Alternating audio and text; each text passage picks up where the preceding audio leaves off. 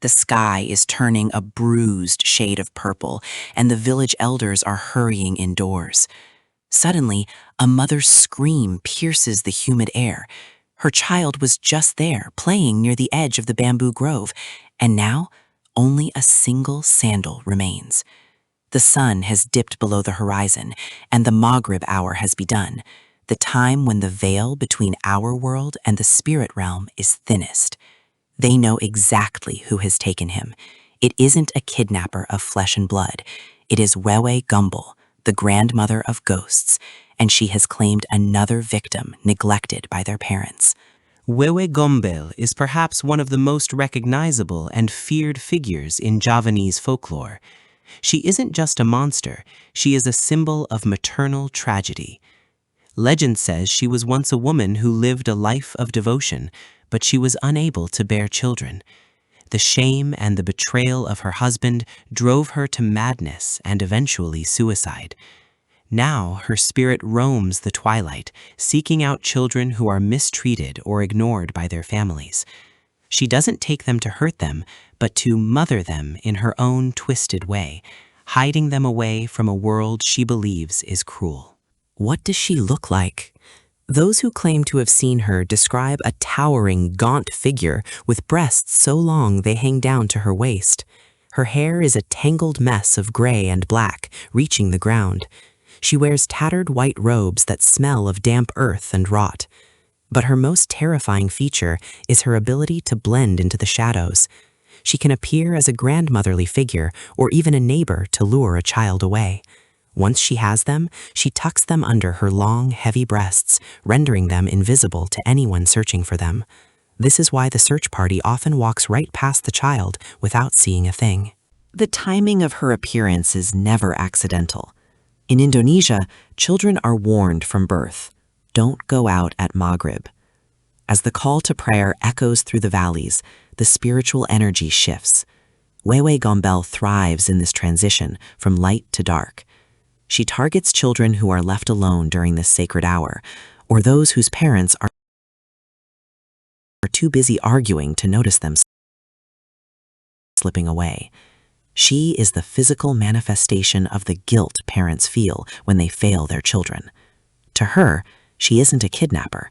She is a savior, taking the child to a place where they will never be yelled at again.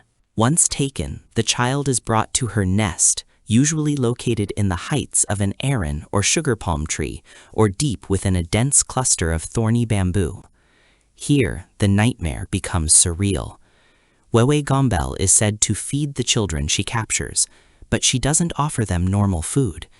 To the child, she appears to be giving them delicious cakes, fruits, and sweets. In reality, she is force-feeding them tai kuching, cat feces or mud, disguised by her powerful illusions.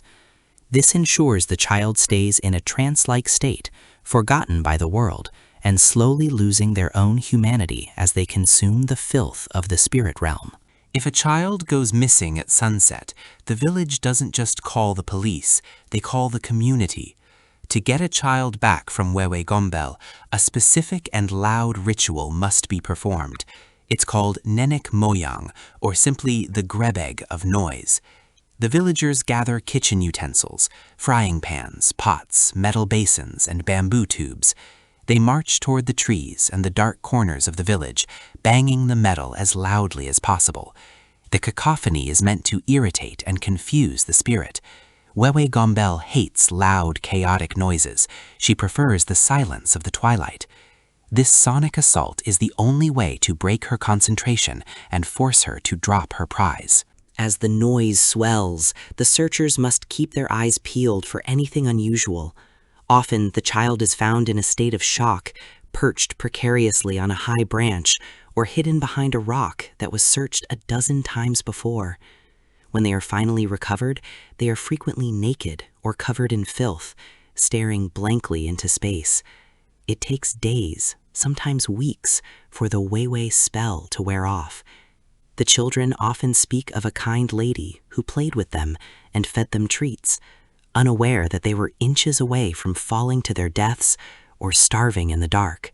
There is a deeper psychological layer to the Wewe Gombel legend. It serves as a stark reminder to the community about the importance of family and the dangers of neglect. In many stories, the child is only returned once the parents promise to change their ways, to stop fighting, or to spend more time at home. The ghost acts as a terrifying social mediator. If you don't take care of your children, the shadows will. It's a cautionary tale that has survived for centuries, evolving from simple folklore into a cultural mandate that keeps the streets of many Indonesian villages empty during the transition from day to night. In some regions, it is said that Wewe Gombel isn't acting alone. She is part of a hierarchy of spirits that inhabit the Indonesian archipelago. While she is not inherently evil like the kuntilanak or genderuwo, her love is suffocating and dangerous. Her maternal instinct has been warped by her own trauma, creating a cycle of kidnapping that mirrors her own loss. She wants to be a mother so badly that she will steal a life just to feel that connection again. This makes her one of the most tragic figures in the pantheon of ghosts, a monster born from a broken heart and the silence of a cold husband. To this day, even in modern cities like Jakarta or Semarang, the name Wewe Gombel carries weight. While tall buildings and bright lights have pushed the shadows back, the legend persists in the hearts of those who grew up hearing the clatter of pots and pans in the night. It reminds us that there are things in the dark that our ancestors understood better than we do. So if you ever find yourself in the lush islands of Indonesia as the sun begins to set, and you hear a strange rustling in the palm trees above, don't wait to see what it is. Gather your loved ones and get inside. The grandmother of ghosts is always looking for a new child to hide. Thank you for joining us on this journey into the dark heart of Javanese folklore. The world is full of legends that bridge the gap between the living and the dead, and Wewe Gombel is a reminder that some of the most terrifying monsters are born from human sorrow. If you enjoyed this dive into the supernatural, make sure to hit that notification bell so you never miss a new story. Don't forget to like and subscribe for more updates on legends from around the world. Tell us in the comments, what urban legend from your country keeps you indoors at night? Be safe, and remember, don't let the sunset catch you outside.